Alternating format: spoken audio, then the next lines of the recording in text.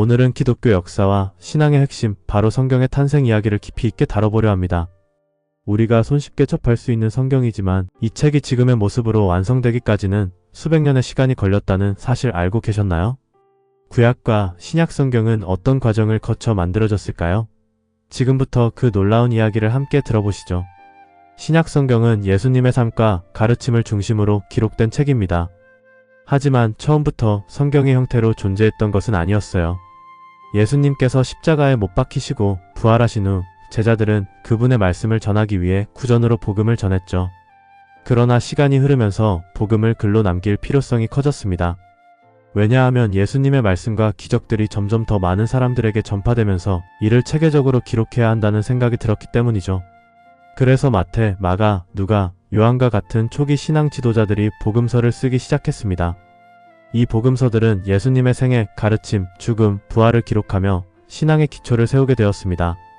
한편 사도 바울은 복음이 전파되는 각 교회와 신도들에게 편지를 보냈는데요. 이 편지들은 당시의 신앙생활을 돕고 교리를 확립하는 데 큰 역할을 했습니다. 이렇게 쓰인 복음서와 서신들이 시간이 지나면서 점차 하나의 모음집으로 정리되기 시작했죠. 그리고 397년 카르타고 공의회에서 신약 성경의 27권이 공식적으로 정해졌습니다. 그 전까지는 다양한 문서들이 존재했지만 교회는 기독교의 중심 메시지를 담고 있는 이 책들을 선택했습니다. 이렇게 오늘날 우리가 아는 신약 성경이 탄생하게 된 것이죠. 구약 성경은 신약보다 훨씬 먼저 기록된 책입니다. 유대인들은 자신들의 역사와 신앙, 그리고 하나님의 약속을 글로 남겼고 이 책들이 바로 구약 성경의 뿌리가 되었습니다. 구약 성경의 시작은 모세오경이라 불리는 5권의 책입니다. 창세기, 출애굽기, 레위기, 민수기, 신명기죠. 이 책들은 세상의 창조와 하나님의 율법, 그리고 이스라엘 민족의 역사를 담고 있습니다. 이후로도 선지자들이 기록한 예언서와 시편, 잠언 같은 지혜문학이 더해지며 구약 성경이 점점 풍성해졌습니다. 그러나 구약도 처음부터 지금의 39권으로 딱 정리된 것은 아니었어요. 90년경 얌리아 회의에서 유대교 지도자들이 구약 성경의 목록을 확정하게 됩니다. 이것이 우리가 아는 구약 성경의 39권으로 정리된 순간이죠. 구약은 예수님이 오시기 전 하나님의 약속과 이스라엘 역사를 담고 있는 책으로 신약의 기초가 되었습니다. 신약 성경의 중심에는 예수님의 생애를 기록한 복음서가 있습니다. 마태복음, 마가복음, 누가복음은 비슷한 관점으로 예수님을 기록해 공간복음이라 불리죠. 하지만 요한복음은 다릅니다. 더 깊이 있는 신학적인 메시지를 담고 있어 예수님의 신성을 강조합니다.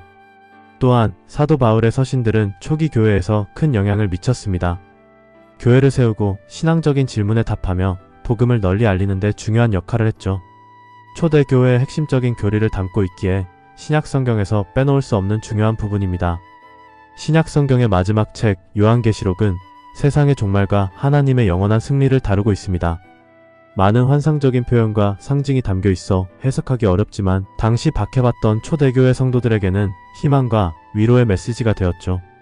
요한계시록은 단순히 두려움을 주는 책이 아니라 하나님이 결국 모든 것을 새롭게 하신다는 희망의 이야기입니다. 초대교회 성도들에게 이 책은 끝이 아니라 새로운 시작을 상징했죠. 오늘은 구약과 신약 성경이 어떻게 탄생했는지 살펴봤습니다. 성경은 단순한 책이 아니라 수백 년에 걸쳐 기록되고 정리된 믿음의 여정입니다. 이 책을 통해 많은 사람들이 희망과 위로를 얻었고 지금도 여전히 전 세계에서 가장 사랑받는 책으로 남아있죠. 오늘 영상이 흥미로우셨다면 좋아요와 구독 부탁드립니다. 다음에도 더 흥미로운 주제로 찾아뵐게요.